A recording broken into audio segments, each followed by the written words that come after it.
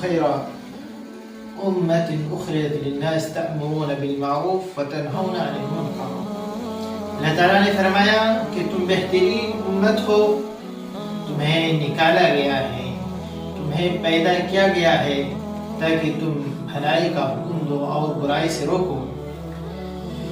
میرے بھائیوں، لیکن جب ہم آج اپنی نظروں کو، اپنی نگاہوں کو سوسائٹی اور معاشرے کے اندر دوڑاتے ہیں تو اس کا برعکس نظر آتا ہے۔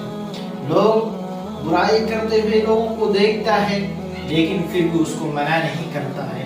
لوگ کسی کو بھلائی کا حکم نہیں دیتا، برائی سے نہیں روکتا۔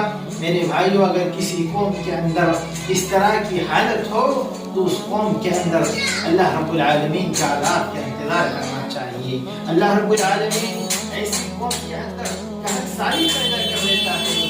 میرے بھائیوں، اللہ کے رسول صلی اللہ علیہ وسلم نے فرمایا کہ ایک انسان اگر کسی کو برائی کرتے ہوئے دیکھتا ہے تو اس کو کیا کرنا چاہیے؟ اس کو کرنا یہ چاہیے کہ اسے ہاتھ سے روکنا چاہیے۔ اگر ہاتھ کی طاقت ہے، اگر ہاتھ سے روکنے کی طاقت ہے تو اس کو ہاتھ سے روکنا چاہیے۔ اگر وہ ہاتھ سے روکنے کی اس کی طاقت نہیں ہے، اس کی قوت نہیں ہے کہ وہ ہاتھ سے روکے، تو اس کو چاہیے کہ وہ زبان سے اس کو بولے کہ یہ کام نہیں کرنا ہے۔ میرے بھائی، یہ کام آپ کے لیے زیب نہیں دیتا، یہ اسلام نہیں سکھاتا اس کام کو کرنے کا۔ میرے بھائیو، اس طرح ہمیں زبان سے بولنا ہے۔ اگر زبان سے بھی بولنے کی طاقت نہیں ہے تو پھر ہمیں دل سے برا جاننا چاہیے، اور یہ ایمان کے سب سے کم تر درجہ ہے۔ اگر انسان کے اندر اتنی سی بھی طاقت نہیں ہے کہ وہ دل سے برا جانے تو آپ کو یہ سمجھ لینا چاہیے کہ آپ کے اندر ایمان کی کمزوری ہے۔ آپ کو یہ جان لینا چاہیے کہ آپ کے اندر ایمان نہیں ہے، کیونکہ اگر کوئی انسان کسی کو برائی کرتے ہوئے دیکھتا ہے، اگر وہ اس برائی کو اگر وہ دل سے بھی برا نہیں سمجھتا ہے تو اس کو یہ سمجھ لینا چاہیے کہ اس کا ایمان ہے ہی نہیں۔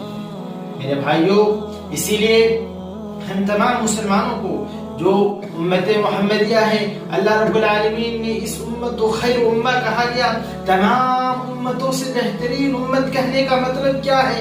یہی ہے کہ یہ امت ایسی امت ہے کہ امت بھلائی کا حکم دیتی ہے۔ یہ امت ایسی امت ہے جو برائی سے روکتی ہے، لوگوں کو برائی کرنے نہیں دیتی ہے۔